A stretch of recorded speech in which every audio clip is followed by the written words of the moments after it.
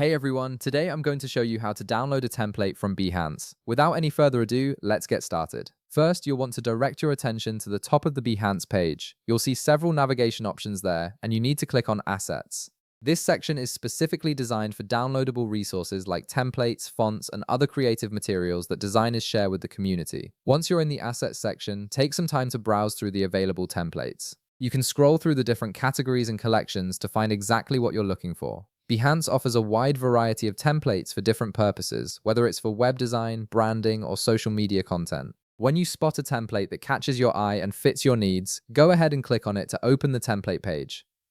After clicking on the template, you'll be taken to its dedicated page where you can see more details, preview images, and information about the file. Now, look over to the right side of the screen. You'll notice a download button positioned there. This button is your gateway to getting the template file onto your computer. Click on the download button to proceed with the download process.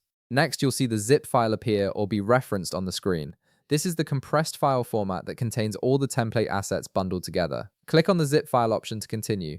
This ensures you're selecting the correct file format for download. After that, you'll need to click on Free Download. This option confirms that you're ready to download the template at no cost. Behance offers many free resources, and this button initiates the actual download to your device. Once you click it, the download will begin automatically, and you'll see the file starting to save to your computer's default download location. And that's it, you've successfully downloaded a template from Behance. If this video helped you out, be sure to leave a like, subscribe, and I'll see you in the next one.